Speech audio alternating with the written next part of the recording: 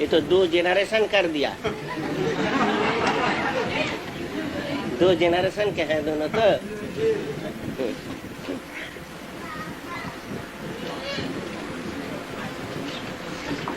देखो जी, ये लोग कहते हैं कि और निबंध ये लोग तो कलेक्ट कर लिए, 9 बाकी और 9 आज के भीतर हो जाएगा कह रहे हैं।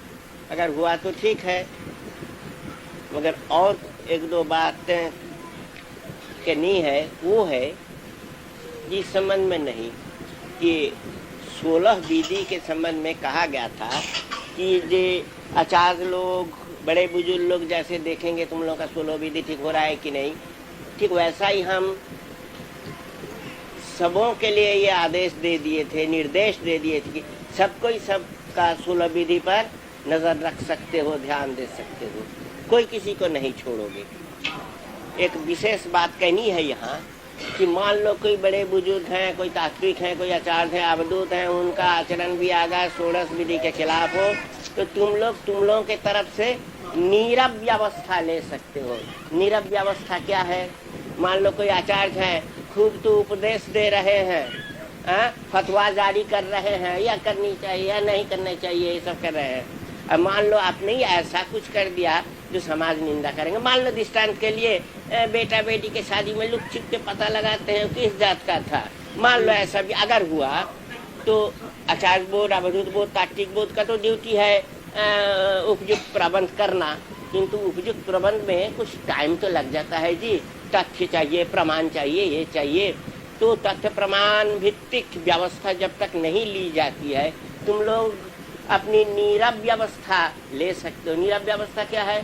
मान लो किसी आचार्य के खिलाफ शिकायत है, तुम लोग जानते हो अच्छी तरह से कि ये शिकायत सही है, मगर आचार्य बोर्ड को टाइम लग जाएगा, 2 महीना, 6 महीना, 1 साल, तो तुम लोग उसके उतने दिन तक तुम लोग इंतजार में क्यों रहोगे? नीरव व्यवस्था ही लोगे क्या?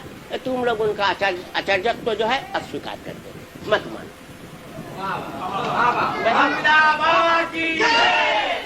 ये मानवाधिकार का सवाल है। क्यों ना आचरणात् पाठयति या स आचार्य, जो अपने आचरण के द्वारा दूसरों को सिखलाता है वही है आचार्य। और जिनका आचरण से ही तुम कुछ नहीं सीख सकोगे तो उनका आचार्यत्व तुम क्यों मानोगे जी? बोर्ड अपना ड्यूटी करे, बोर्ड अपनी जगह पर है, आचार्य बोर्ड, वो जथा काल में जथा विधि प्रबंध करेंगे। तुम लोगों का ही नीरव प्रबंध क्या जी? कैसा होगा नीरव प्रबंध? मत मानो कि वो आचार्य है। ये हक हम तुम लोगों को दे दिए। हम कभी कैफियत नहीं चाहेंगे कि क्यों तुम लोग उसको आचार्य के रूप में नहीं मानते। हम नहीं पूछेंगे, नहीं बोलेंगे। क्यों ना? मनुष्य को श्रद्धा मिलती है अपने आचरण की बदौलत। और यद्यपि लिखित नहीं है तो भी हमारा ख्याल ऐसा ही है कि जो आदमी खुद या भाई बहन या बेटा beटी का रिवोल्यूशनरी शादी नहीं किया, वो ऐसा आदमी का आचार्य बनने नहीं देते। क्या जी? रास्ता बंद। जो रिवोल्यूशनरी शादी आपने किया या अपनी शादी हो जाने के बाद मार्गी बना तो भाई बहन के करे, भाई बहन की शादी भी हो गया तो बेटा बेटी के करे। क्या सहद बच्चिक है? खूब ठीक। तो ढोंगियों की को जगह नहीं मिलेगी। समालोचना करने की कोई बात नहीं है, तुरंत अपने प्रबंध कर लो। नीरव प्रबंध, साइलेंट एक्शन, इसका नाम ही रखो साइलेंट एक्शन।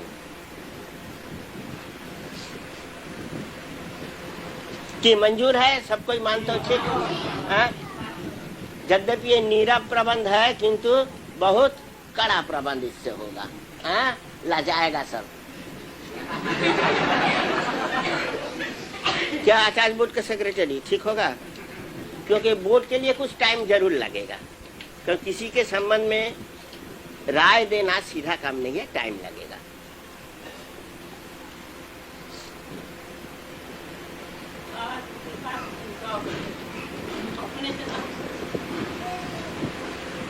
तो क्या आचार्य है क्या? तो आचार्य है तो उनका तो सब तो लिबरेशन तो किया ही है, तो ठीक ही किया है, तो ठीक ही पक्का काम किया है। उनका तो काम एकदम ठीक है, तुम्हारा तो काम एकदम ठीक है जी, ठीक काम किया। सिंसियरिटी केवल वचन में नहीं होता है, कर्म में होता है ना। वचन में सिंसियर और कर्म में सिंसियर नहीं है, उसी को ना ढोंगी कहते हैं। तुम लोग ढोंगी को बर्दाश्त नहीं करोगे, एकदम नहीं। मगर समालोचना नहीं करोगे, अधिक समालोचना करने से आंतरिक कमजोरी आ जाती है, इसलिए सो नहीं करोगे। जीवन में मत मानो उसको।